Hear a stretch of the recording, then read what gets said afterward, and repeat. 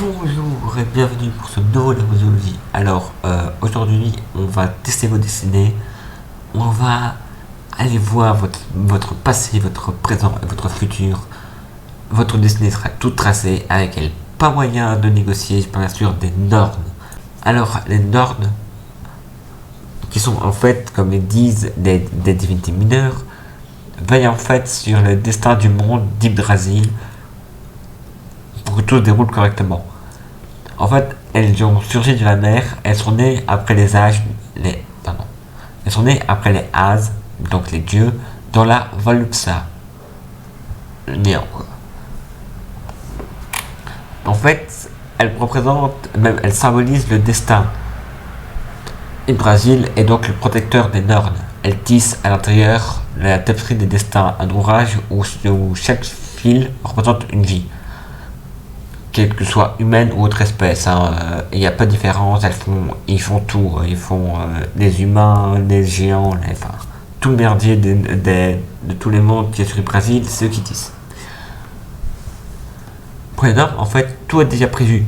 Nul ne peut contrer son destin. Et ce n'est pas la longueur du fil qui termine par avance la durée de vie de l'individu. Seules les normes sont autorisées à voir la tapisserie. Les As eux-mêmes, donc les dieux eux-mêmes, n'ont pas possibilité d'y accéder, car les fils de leur propre destin en font partie du tissage, au même titre que les hommes et les autres races. Les Nornes donc savent également lire les inscriptions runiques qu'elles gravent sur les bâtons.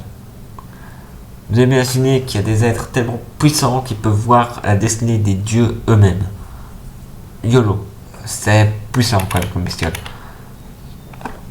Bon, les Nornes sont connues les Nornes en fait sont au nombre de 3. Les plus connus en fait sont Urd, ce qui est arrivé, donc le passé, Verdandi, ce qui est en train de se passer, le présent, et Skuld, ce qui est à venir, le futur.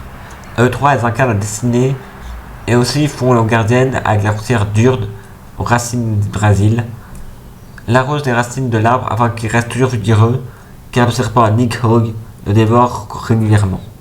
Le serpent géant. Les Nornes ont des consoeurs qui apparaissent dans l'instant d'une personne pour tenir son destin. Elles président alors la destinée des jeunes princes du sang royal. Elles sont représentées de bonnes et de mauvaises choses qui peuvent arriver dans leur vie. De ce fait, en fait, elles sont considérées bienveillantes ou malfaisantes, selon les cas. On trouve aussi cette aptitude dans la mythologie grecque à travers les parcs, également tisseuses de destin. On trouve dans la littérature avec le Disque Monde, l'Aïda de Ferguson qui raconte un peu tout ce qui est l'histoire de la mythologie grecque et American Gods. On trouve dans la musique avec un groupe dont Nat a déjà parlé, Amart, avec leur musique Fate of Norns. Dans l'opéra, on trouve dans Crépuscule des dieux de Wagner. Dans les animés, on en trouve par exemple dans Ah My Godness. Dans les vidéos, on en trouve dans Golden Sphere, Ions, The Witcher. Et putain, c'est dit l'autre il y a 2 secondes. Fils de chien. Et plein d'autres. Sur ce, c'est la fin de ce labo de géologie. Je vous dis à très bientôt pour un prochain épisode. Ciao!